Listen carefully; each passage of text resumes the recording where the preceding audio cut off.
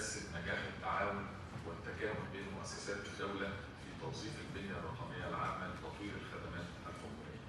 وزارة الاتصالات ركزت خلال الفترة اللي فاتت على بناء البنية الرقمية العامة وممكنات التحول الرقمي باعتبارهم أساس حقيقي للتحول الرقمي للدولة. انطلاقا من ذلك التحول الرقمي لا يتحقق بمجرد إتاحة الخدمة الرقمية، وإنما من خلال حكومة رقمية مترابطة تعتمد على منظومة متكاملة تسمح بتبادل البيانات بصورة آمنة وموثوقة. في هذا الإطار عملت الوزارة على تطوير هذه المنظومة المتكاملة تشمل المحول الرقمي الحكومي والهوية الرقمية والتوقيع الإلكتروني والخزنة الرقمية، وأصبحت منصة مصر الرقمية حاليا عليها أكثر من 240 خدمة وبيستخدمها أكثر من 12 مليون مستخدم. دوت بعد ما كنا في 25 بنتكلم على 200 خدمة و10 مليون مستخدم، يعني زدنا حوالي 20% في 6 شهور، بنسبة زيادة بتعكس الثقة بتاعت المواطن في البنية التحتية الرقمية للدولة. ربطنا 105 جهة حكومية من خلال المحول الرقمي، عملنا تكامل ما بين قاعدة بيانات عشان في الآخر أقدر أحقق نقل البيانات بصورة لحظية وفق أعلى معايير الأمن السيبراني وحوكمة البيانات.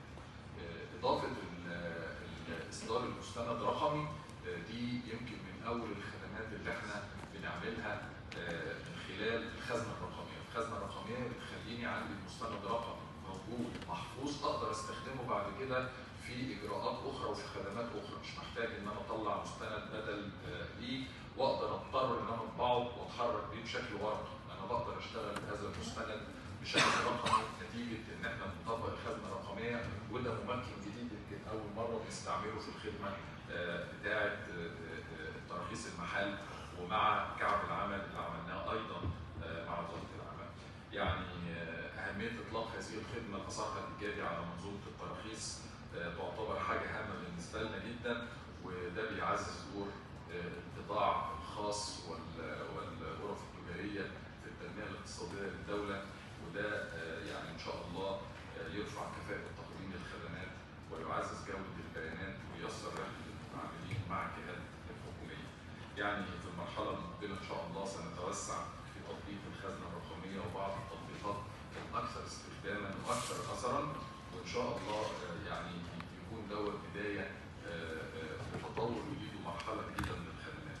في الآخر أحب أتوجه بالشكر طبعا لتطوير وزارة التنمية المحلية والبيئة والموجود مع وزارة التخطيط والتنمية الاقتصادية ويعني وجميع الجهات اللي شاركت وساهمت في تنفيذ هذا المشروع، والذي يمثل ثمرة